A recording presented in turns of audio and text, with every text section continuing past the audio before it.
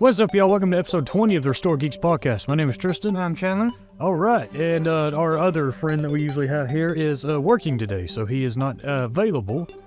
So it's just going to be me and Chandler for this one. And we get to talk about how we hate Joseph, and he sucks, and he... No, I'm joking. We get to trash talk Joseph on this one now. It's going to be the Joseph trash... No, I'm joking. Anyway.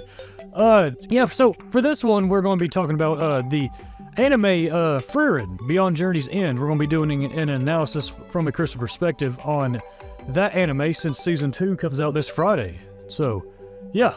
But before we do that, we're going to get to the weekly geek news this week and what we have been doing in geekery. Starting with gaming.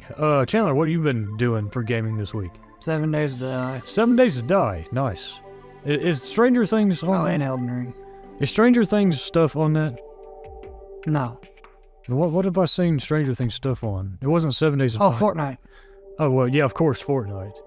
No. Okay, you're talking about Dead by Daylight. Yeah, Dead by Daylight. They added Stranger Things characters and Vecna as a villain. Yeah. And wait, you said Elden Ring? Yeah, 1 second. Yeah. Dead by Daylight did have the Demogorgon along. Yeah, so. yeah. No, that makes sense. Yeah. I've been playing some Elden Ring. It's just the type of game I just go back to when I'm bored. It's fun, but we have problems with the in-game part of it. Yeah. But it's a great game. It's a fun... I'm currently cosplaying the Dark Lord Sauron. He's taking over the lands between. And he's going to make it, like, bad, I guess? Yes, he's going to become the Lord of Frenzied Flame. Nice. You going to get the bed ending? Yeah, because it's the only ending I haven't got yet, and then I'll get the platinum. Yeah. Nice. Awesome. And then, like I said, I've played a little bit, but mainly what I'm doing right now is programming a game. Yeah. So, more details on that later. Probably more on the Dorathian channel. If I get something presentable, I may present it on there just to, like, get some sort of, even though it'd be really small, outreach. Yeah. Because if I just upload it to Steam, no one's going to know it exists. Yeah, no, you have to have some kind of marketing outreach. So, yeah. Cool. For me, it's been Clair Obscura Expedition 33. I can't really talk about that game without spoiling it. So now you know why I didn't talk too much every time I would bring it up. Yeah, so all I'm going to say is it's a great game. I like it. Oh, yeah. From last time I played, it was... You haven't entered either of the two areas yet? No, not yet. Okay. Wait, no, yes, I have. Well, I've started entering where it was... Was it masks? The weird... Yeah, it was the masks, and the knight walked up and is like, somebody like challenges you or something like that, or you can talk to them or no. So like, you walked into the mask area. So if you don't remember the Axons or who you're going after, he walked up and said the Axon is welcoming you to speak with him. Yes, yeah, that's. But obviously Verso was like, I don't trust that. Yeah. So hint of advice: don't go speak with him yet. Okay. You will be screwed. Oh, awesome. But then the other area is like the Coliseum area, but you'll see that later. And then you got my boy SK. I like SK. SK, and then Tristan his legs as he's swimming. Yes, and then Tristan very much enjoyed the random break of pace after Monaco or whatever. Yeah, I'm fighting Monaco. The jazz music. Yeah, that was fun. When we get to the actual podcast, we're just going to say heavy spoilers because we're going to have to talk about it. Yeah, when we talk about that game. So yeah. That'll probably be in February. Yeah, the first Sunday of February should be when we record it, so then you could probably expect the video a week or two later. Yeah, yep. And then after that, it's been COD Black Ops 6. I just played a little bit of that. Same. No, not 6, 7.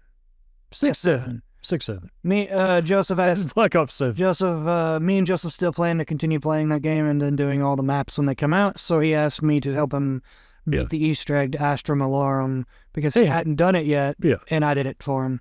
I did it with him. Yeah, and some Arc Raiders, because we're playing Arc Raiders together. I actually haven't touched Arc Raiders since last Sunday.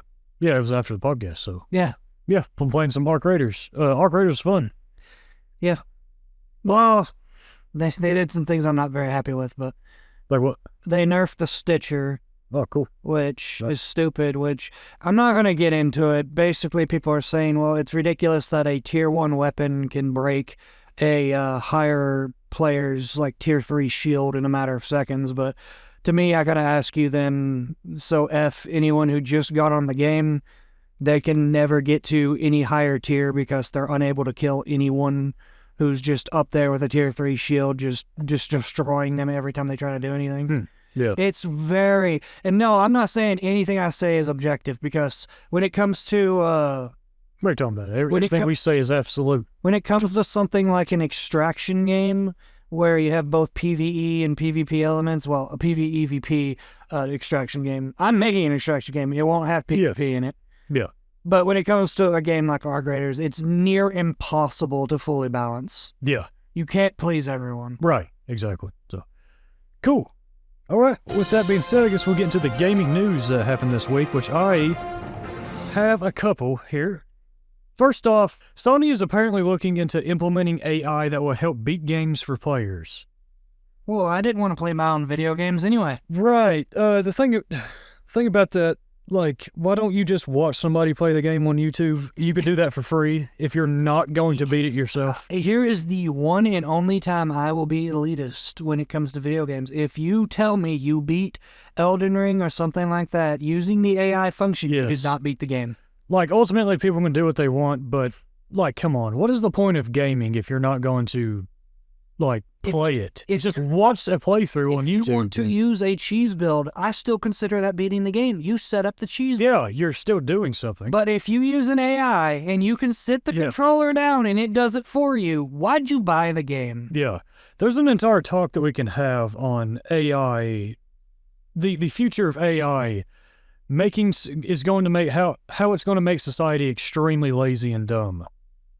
People are using AI to do everything. Yeah, they're not doing their own research. They're not critically thinking. They're not being creative, and we're going to have it beat our games for us. What is the point? Watch a movie or something. It's an excellent tool. Yeah, you can use it to help you program, and then ask it questions to clarify things like that. But you should not be using it to do literally everything. Yeah, you should not be using it for critical thinking, creative process, or anything like that. Like, you shouldn't be using it for that. You should be using it as a tool to help, to assist with the menial crap that doesn't require critical thinking or creativity. That's how I see it, at least. Sony, I would not be supporting this. So, yeah. That's all I'm going to say on that. You got anything else to add to that? No. Okay. Yeah, so Sony... Why would you buy the game? Yeah, watch a playthrough on YouTube. It's free. Yeah. Well, except for YouTube Premium, but still, it's cheaper than a $70 to $100 game. You're just going to have a robot play for you? Here comes all the comments saying, well, I can use it like once in the game and still be technically playing the game. I mean, you could do whatever, but you haven't actually beaten the game if you exactly. So, you put the controller down. Exactly. Next up, so Anthem, the big success that was a phenomenal game that released 2018? I think it was 2018 and 2019. As of the release of this podcast. Yes. Its servers are officially shutting down on the 12th of January. So, which the release of this podcast means it's gone. Yeah, that's tomorrow, Monday. So for us. Yeah, for us doing this podcast. So yeah, Anthem is no more. What a failure. I mean, I have a different perspective on this. Yeah. Yeah, it was a failure, but still, I'm gonna say it. It's taboo on the industry right now, but stop killing games. Yeah. Exactly. I get that it was a failure, but there were still people that probably played it. And imagine wanting to go back and keep tab on history and be like, let me re-see this game in 10 years from now. No one will be able to. Yeah. The only way they'll be able to see it again is archived videos on YouTube and all. Exactly. Yeah. Yeah. People. Yeah. Are they going to refund the money to the people? No. Yeah. Because they owe me money as well then. Yeah, you bought it, didn't you? Mm-hmm. Yeah. So that game was announced. There was a trailer shown, and the developers hadn't even finished the game. You were about to say the correct word. What? Scam. Oh, yeah, scam. I mean, yeah, it was a scam. This is the reason why I no longer pre-order anything now. So, yeah, Anthem, don't let the door hit you on the way out, I guess. That's all I got for gaming news this week so far, so we'll get into movies. I have not seen a movie this week, have you? Sarah's Oil. Oh, yeah, that's right. So, what? I want to do a full podcast on it, so all I'll say on it is I do recommend it. It's a pretty good movie. Yeah. Not the best movie, but it is a pretty good movie, and it has some pretty good Christian values in it. Awesome. Yeah, that's what you told me, and then I read about it a little bit. So, yeah, interesting. I'll definitely try to watch that, and we'll do see if we can do a podcast on it. So, in the future, is that it for movies that you've seen this week? Yes. Okay, so getting to unless you want to count Mugen Train, but... Oh, you watched Mugen Train? Yeah. I mean, there is a movie version, but there's also a season version of that too. So, yeah, from there I guess we'll get into movie news, which the only movie news I have is that the MCU Blade movie that was announced and supposed to be coming out has been scrapped. Good! So, it's no longer coming out. It's Blade. You know who Blade is, right? Yes, I know who Blade is. Have you ever seen the original Blade movies? No. With Wesley Snipes as Blade? They're pretty good. Yeah, apparently he's just going to show up in future MCU movies. So he's no longer going to have like a movie himself or a TV show himself. I don't know why, but yeah, they scrapped this Blade movie. Not sure if he's going to show up in this new Avengers Doomsday thing that comes out this year. Which apparently, speaking of Avengers Doomsday, apparently there's a lot of rumors that they're going to try and do another Infinity War, because apparently there's a comic called Dr. Doom Kills the MCU or something like that. Yeah. And so there's a lot of rumors that this one is going to be part one, and they're going to try and recreate what they did with Infinity War and kill all the MCU people with Dr. Doom here before going into a part two. I just don't know if they can do it. I don't care. I don't care. Like if they do that, my honest thing is don't continue it. That's it. The MCU's dead. Let it die. Move on. Cause none of these characters they made none of us care about these new characters here. Yeah. So yeah. I haven't watched an MCU movie probably since. I think the last one I actually got into was No Way Home. Yeah. Well, no, we watched Multiverse of Madness, but that was a dookie. That was a miss. Yeah. Yeah. No, the MCU for me ended at Endgame. That's it. Yeah. There's nothing after that. No Way Home is fine. It just didn't do enough to make me care. Yeah. About it after Endgame. So the MCU ends after Endgame for me. So yeah. That's all. I recommend everybody watch everything to Endgame and then stop. I mean, it's called Endgame. Why didn't it end there? Because there were more, but yeah, in the comics, they decided to ruin them. Yeah. With Girl Boss in MCU. It's a whole, MCU. Yeah, the MCU. Yes, it's the whole like political crap they inserted into it.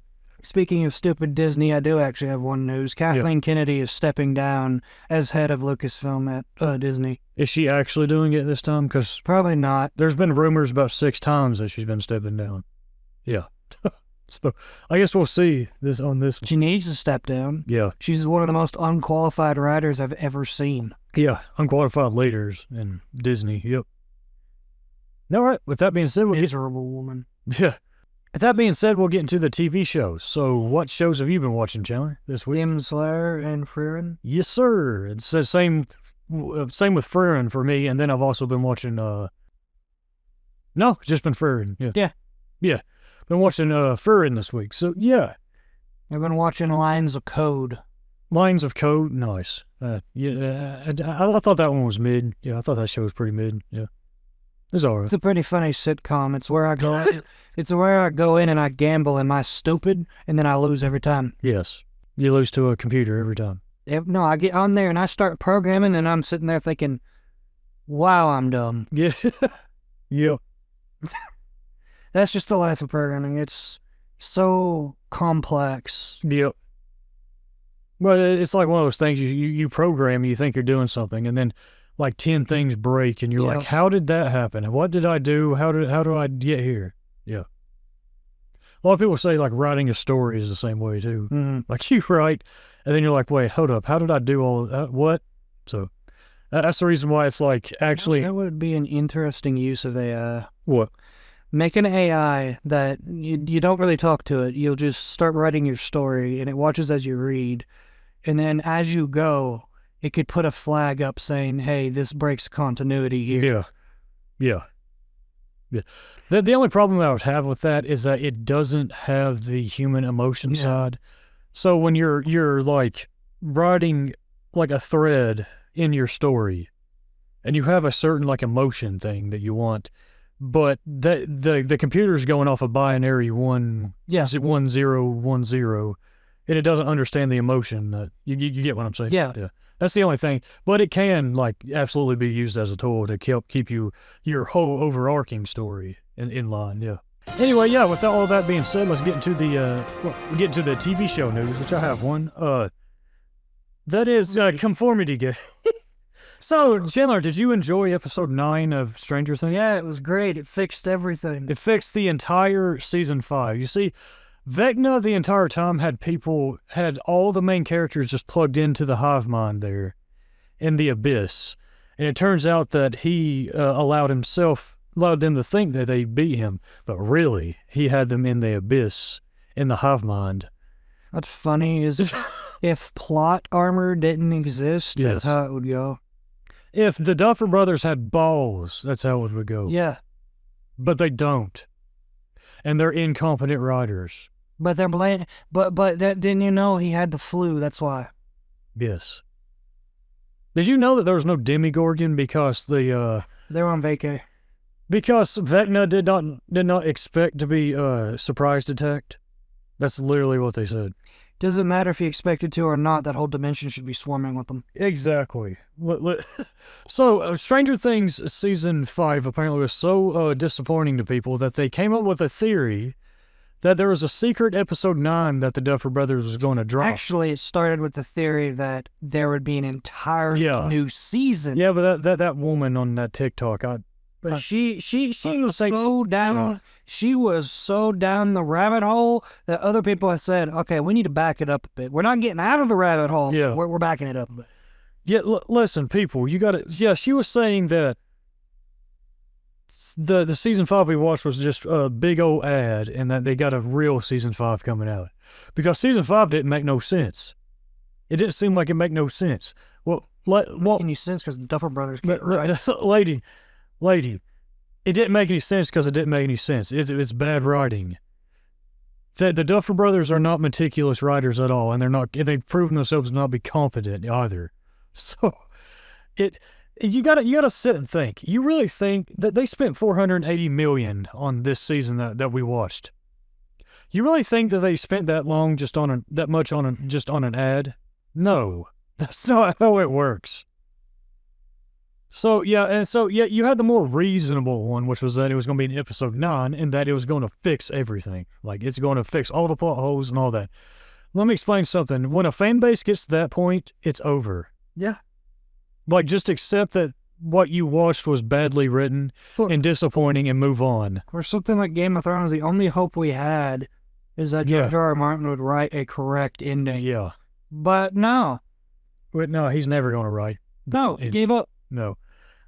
We capitulated. Well, now I did cope after the Night King got poked and exploded. When we were watching, I was like, "Watch, he'll resurrect." He didn't actually die; he just teleported, and he'll resurrect and come back in the final episode. That didn't happen, and so I was really mad.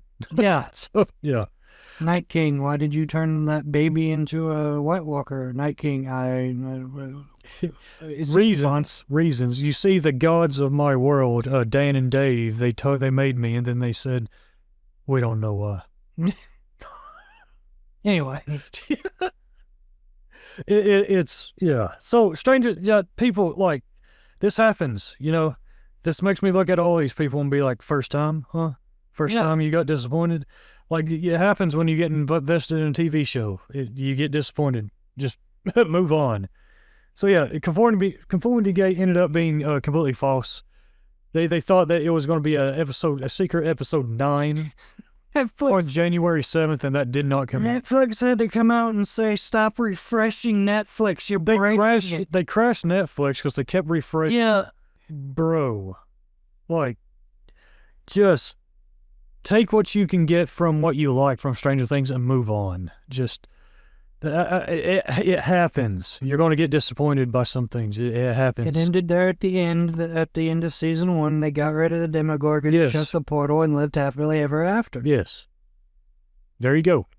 You don't need anything else after that. So. And with that, I don't even have to include the worst character ever seen to be put on TV. Who? I hate Robin. Oh, yes. Yes, exactly. She's a terrible actress, terrible freaking character. Yes. By the way, her whole character is written by her. Well, apparently all the actors' characters were. The Duffer Brothers didn't even write. They, had caricatures. And the actors apparently had to come up to them and be like, how about we, do a little bit more with them? They're like, yeah, sure. The reason why, characters like Billy or even, how they are is because the actor was like, how about I, actually do something with this character? So what we would have gotten something even worse if it was just the Duffer Brothers. Yeah, they're terrible writers. Yes. Yeah. Terrible writers. We have come across, while I don't think the finale was anywhere near as bad as Game of Thrones, we still came across kind of another situation of Dan and Dave thing. It's a duo of writers who have proven themselves to not be competent in writing, and will probably have a hard time getting anything else in, Hollywood and all that. Yeah. Because of that. So yeah, anyway, with all that being said, we're now going to get to the main topic, which is going to be an analysis from a Christian perspective on the anime Frieren, Beyond Journey's End, also titled Soso no Frieren. That's apparently the second title to it. I think it means I might be mistaken. I think it means I think it means Frieren the Slayer is what that means. So, Frieren Beyond Journey's End was an anime that I actually put off watching for a while because when it came out, I saw that it quickly became one of the highest rated animes to come out in a long time. On IMDb, it shot up to an 8.9 out of 10. When most animes that come out, they stay 7s, maybe 6s out of 10s. Very rarely where you see one get that high. And so I kind of looked at it and I was like, and I saw a lot of the memes to it, and I like a mature adult, I thought it was going to be cringe, and I just kind of... It is cringe. Bruh. And I kind of just blew it off. But when I actually watched it, I personally think it's actually a pretty gorgeous story. And I can understand why a lot of people like it. The heck you mean by gorgeous? No, what I mean by gorgeous is how it I'll get into it as I talk about it from a Christian perspective, how it focuses on life and on Frieren especially. And it focuses on the small things too. It has an emphasis on how important the small things are, as well as the big things, alongside the big things. That's something that you had in stories like Lord of the Rings and all that you do not have a lot in modern Western media. And so I really like that message to it. So Frieren does something that I haven't seen the story do. The premise of it is, so its subtitle is Beyond Journey's End, which it's taking place instead of doing the hero's journey, like Lord of the Rings and all that, where it's, you have the conflict with the main villain, and so the hero goes on the hero's journey to go defeat the villain. This takes place directly after that kind of story, where you have the main character Frieren, who is, I don't think the word immortal is the correct way to say it, because the elves do die, right? Yeah. Immortality means they can't die. So. Yeah. So she lives for thousands of years. Yeah. So the elves, she's an elf, and the elves in this story live for thousands of years, and Well, it seems to go off the Lord of the Rings logic, where it's not thousands of years. They literally can't die of old age, but they can still be killed. Yeah. So they're not technically immortal, but yeah.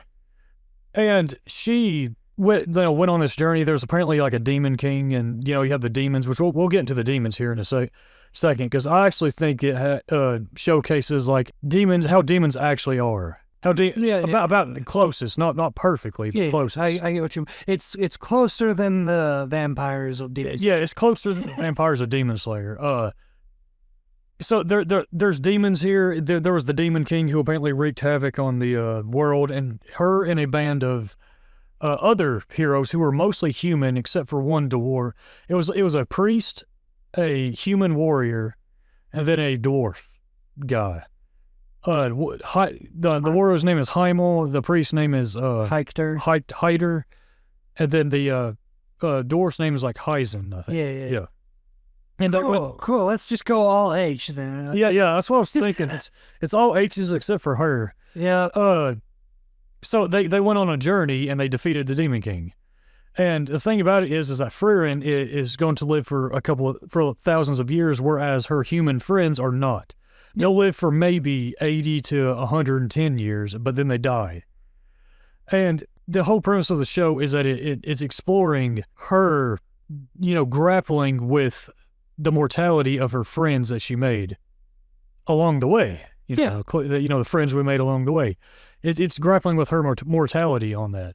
And the thing about that is that it really needed to make her likable in order for it to be interesting to watch, which I think it does a good job at doing. Because she is not insufferable or annoying whatsoever. No. I think she's actually fairly well written. And no, I would say the first 18 or so episodes was peak. Yeah, the first 18. Really, really good. Yeah. No, I agree with you that the mage exam thing kind of drags a bit. It dragged and just didn't have a good reason to be existing. Yeah. Now, I do like what they do at the end, which I'll get. That's what I'm saying. Yeah. The whole mages section was a dumb reason to just build up her returning to, what's her name? To Frieren. Rather than, it could have just been her being on that border. Yeah. Being like, you can go and you can't go, that sort of thing. Yeah. Rather than it being some first-class mage exam that is honestly the most rigged thing I have ever seen in my life. Yeah. So, yeah. Yeah. So, yeah, the first 18, I agree. The first 18 episodes are actually, great, in my opinion. So, she has no concept of time like humans do. Nah. She will go off she goes off for 50 years to go do, things she really likes, was it the grimoires? Yeah, because she learns a lot of spells in it, and she learns all that. She likes trinkets, I guess is what you'd call it. She likes finding rare valuable things like that. Mm-hmm. And she'll go off for 50 years. And she in the first episode she goes off, and then she comes back to the warrior guy Heimel, and he is 90 years old. I'm still curious on what class he is, because I think he's a warrior, isn't he? Yeah, but they call him the hero, and they never really say he's a certain class. It's just kind of weird. Mm-hmm. But yeah, him all being the hero, she goes back to him. He an old fart.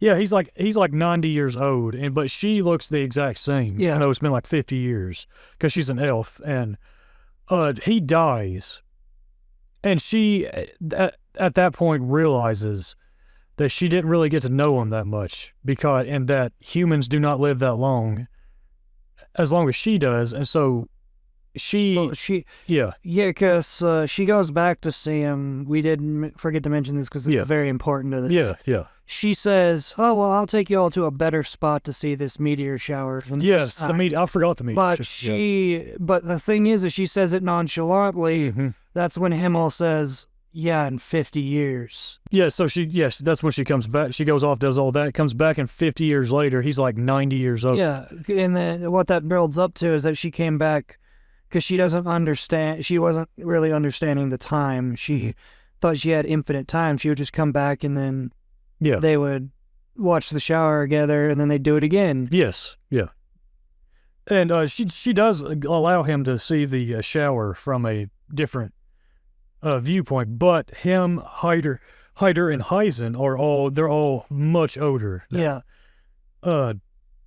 And so he dies. That causes her to realize that the humans that she makes friends with are not on the same timeline as she is, where she can spend 50 years doing small things like that, whereas they can't.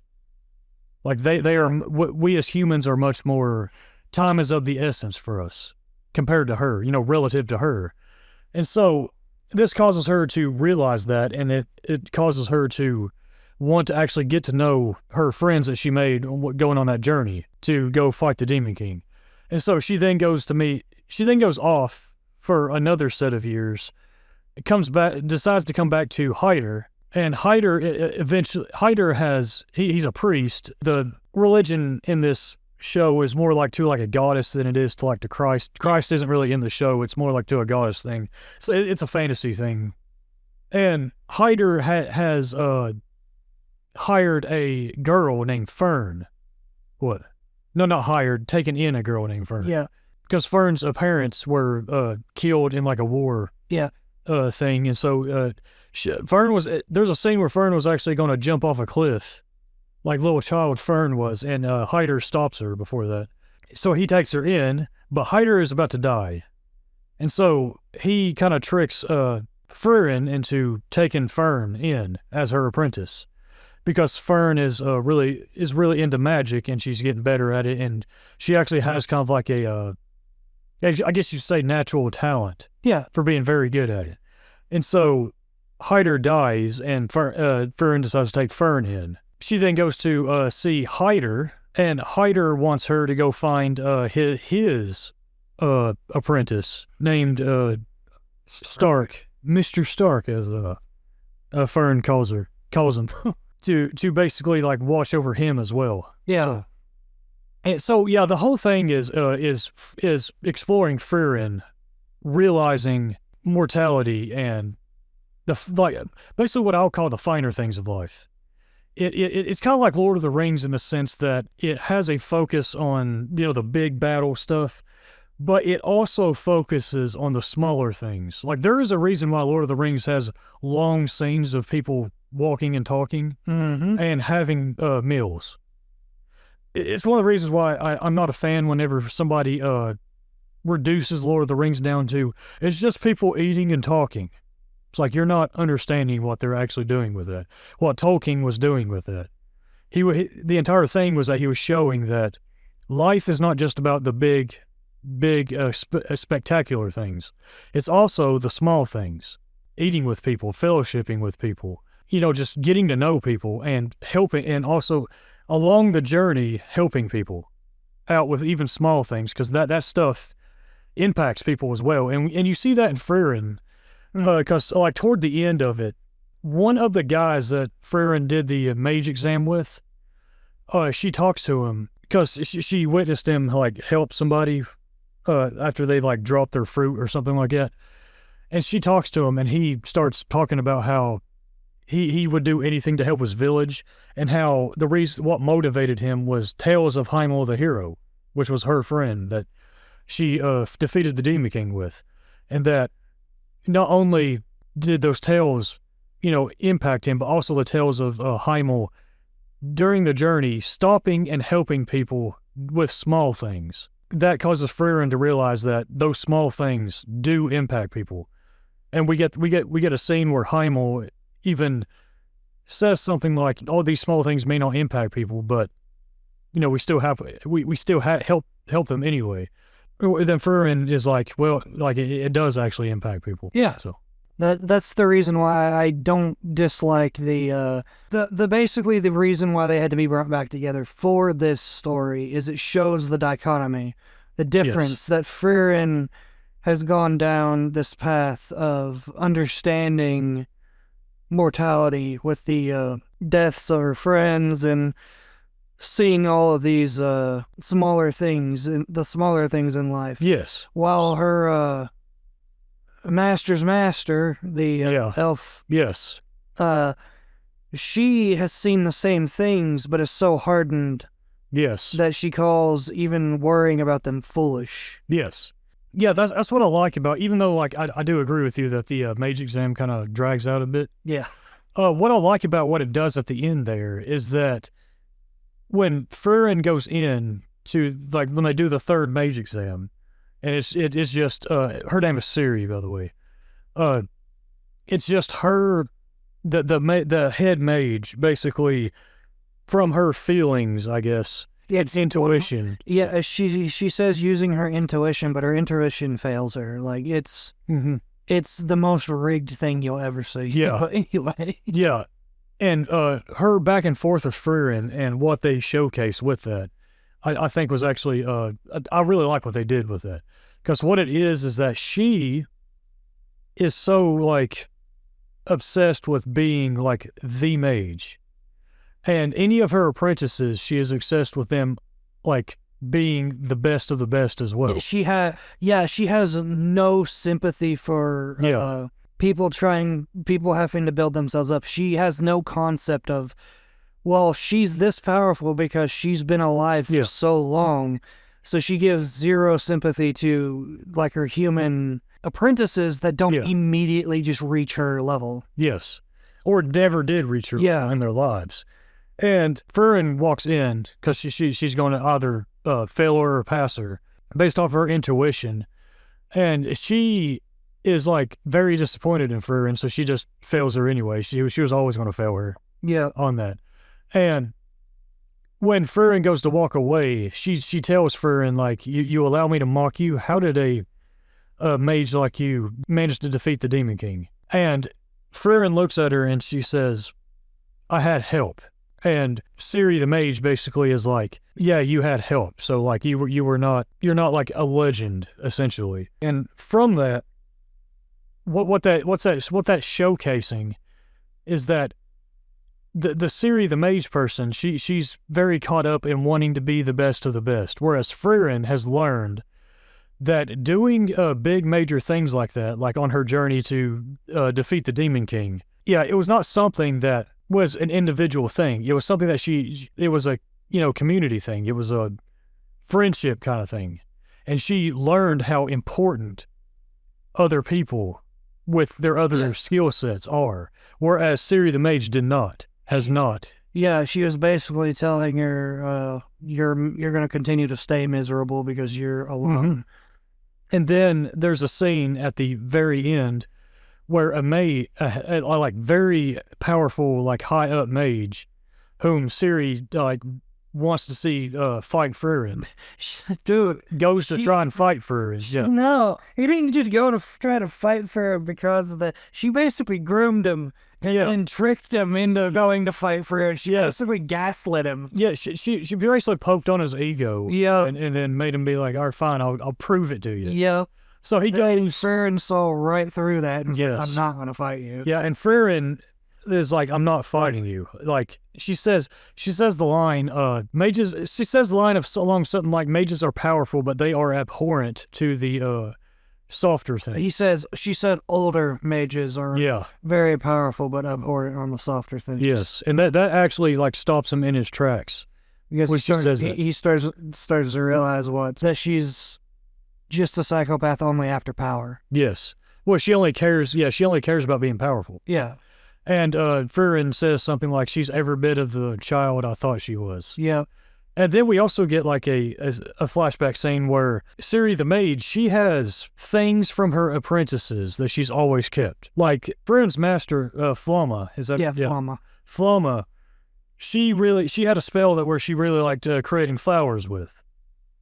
And Ciri has those flowers that she's created in like a garden thing. She tells Frieren, like, even though none of them lived up to what I wanted them to be, I still hold a part of them with me. And that's when Frieren says something like, it's sad that she could never, like, tell them that. Yeah. Like, she's every bit of the child I thought she was. So the whole dynamic there is that Frieren has learned the importance of friendship, the importance of not needing to be the biggest and most powerful, most legendary, whereas Ciri has not. And that's not like a new concept, but I do think the way that it executes it is very interesting. It executes it in the way that I like. And you also see that with Frieren. Anytime she goes into a town, she does not immediately tell the people who she is. There's one scene where she goes into a town and she looks at the statues of her and Himmel and... Yeah. And a woman walks up to her and looks at her, and she's like, you kind of look like Frieren up there. Look like the legendary mage Frieren like there. And Frieren's just like, do I? So yeah, what that's showcasing that she has a humble attitude after doing all that. She doesn't really care about being the legendary person. And how this ties into the biblical analysis from this is that the Bible shows us all throughout the scriptures that we are not to concern ourselves with trying to make a big legendary name for ourselves. We are to be humble before God, and like Jesus talks about when he says that he came to serve, not necessarily to be served. Like, the master has become the servant. Like in the Gospel of John in chapter 13, where he actually washes the disciples' feet, and he tells his disciples to do likewise. So we are to do likewise. We are not to pride ourselves or really concern ourselves with trying to be legendary. Obviously, if you're really good at doing what you do and you end up getting word of mouth of that anyway, that's one thing. But the pursuit of being legendary ultimately turns unfulfillment. It's unfulfilling, and it ultimately becomes in vain because you don't really like what we see with Ciri, the mage. You don't really build any actual relationships. Your relationships are just transactional. They're just there because you're powerful and because you got a lot of influence. We see this with like celebrities and all that when they seem, a lot of people seem to like them, but they're very lonely because a lot of this isn't fulfilling. Instead, we are created to be in community with one another. We are created to fellowship with one another. We are created to help and serve one another. That's what we are. We as Christians are called to do. And it is far better to live life barely being known by the world, but having real friends that you've actually like made connections with because you've helped serve them and you've helped make their life better in both the big things and the small things. Because something that I really like about Frieren, as I said before, is something I really like about the Frieren show, is that it shows Frieren not only like doing the big things, but also like on her journeys helping people out. Yeah. With like small things. Frieren struggles with that early on because she literally asks her, why do we keep doing all these monotonous tasks only for you to get basic random spells? Yes, that's that dynamic where Frieren is learning that as well. And because Frieren Frieren learned that from Heimel during their journey to the Demon King, as we see in the flashbacks. We as Christians are basically to do likewise like that. We are to help one another. We're to help and serve our fellow neighbor like that. Yeah, we are not to concern ourselves with trying to make a legendary name for ourselves, but instead, it is, like I said, it is better to be obscure and barely known by the world, but you've made an impact to the people around you because you've helped them and served them. And when it comes to the mortality thing, like it explores with Frieren, James chapter 4, verse 14 says, it's a Bible verse that emphasizes the brevity and uncertainty of human life by saying, what is your life? For you are a mist that appears for a little time and then vanishes. And that goes right in with, you try to make you spend your life is like a mist.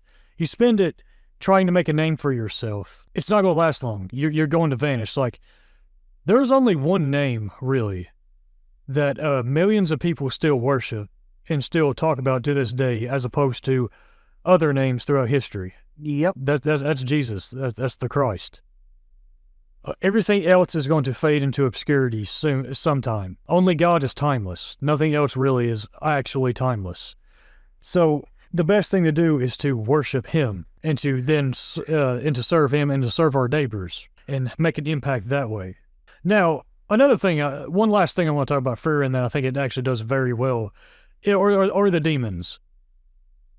The demons show up, I think, like halfway through the first season here. They are probably one of the most accurate depictions of how demons are depicted in the Bible that I've seen in a piece of media. Like, you have stuff like Demon Slayer. Chandler brought this up before. And Demon Slayer is great, but the demons there are more like vampires. Yes. Where they were humans that ended up falling into temptation and became demons. The demons in Frieren are an actual set of creatures who are so individualistic and so like full of themselves. They don't really have any kind of humanity or any kind of compassion whatsoever.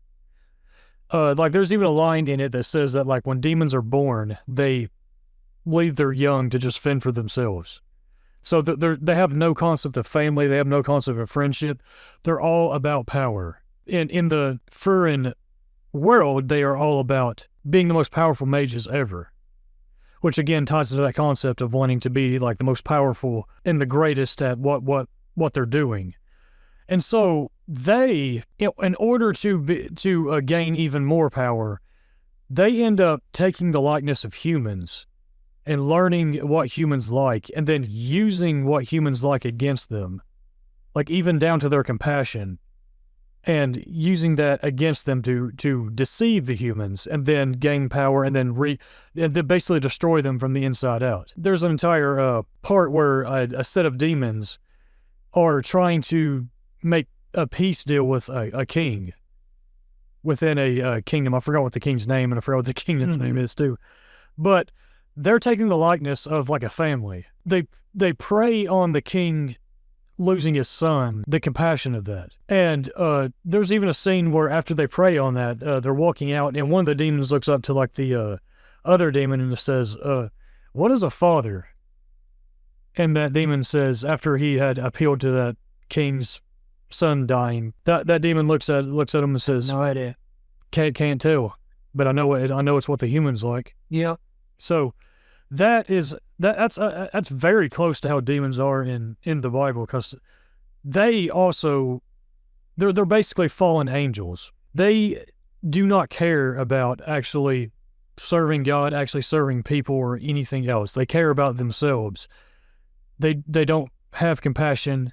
They're very individualistic, and they're very much about power. And they deceive, and they study what we as humans do, essentially, and they use what we as humans like and are compassionate about against us, ultimately to destroy us from the inside out. As 2 Corinthians chapter 11, verse 14 in the Bible says, where the Apostle Paul states, "And no wonder, for even Satan masquerades as an angel of light."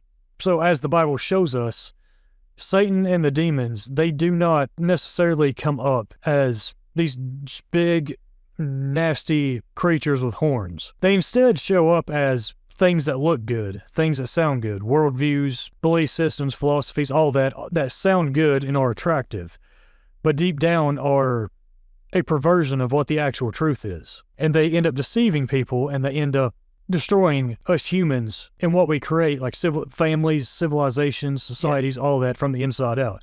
So yeah, I just wanted to bring that up because I thought that was actually refreshing to see a story actually have a race of creatures like demons, and they not just be like a misunderstood race of people, but they're actually like evil. Like Frieren knows how deceptive they are, and she knows that basically life would be better off without them. So she like fights against them. And you even have that scene that has probably one of the hardest lines in the entire show, where she's up against Anyway, she's up against say that. But yeah, she's up against a demon named Aura, and she ends up besting her, and she ends up being able to like overtake her will, and she basically tells her to go commit seppuku. Yep. On herself. So yeah, and how we as Christians fight against the demons is how Christ fought against Satan when he was in the wilderness for 40 days and 40 nights, when Satan came up to him and used the Bible out of context against him. And that is that Christ knew the truth, and he knew what the Bible actually, he knew what Scripture actually says, and he quotes Scripture in context to Satan. So that's how we fight against actual demons in real life, is to hold on to truth, keep our eyes on Christ. But yeah, that's how I personally, as a Christian, process Frieren, Beyond Journey's End. And yeah, I do like the show. I really like what it does with those kind of themes and what it tries to go for. And I am excited for the second season that is coming out actually this Friday, the January 16th. The second season starts. So yeah, depending on what that does, we might do another podcast thing on it, unless it's of course doing the exact same themes. Then yeah, we don't know, 'cause apparently they're splitting a arc in half. Yeah. This season. Yeah. So yeah.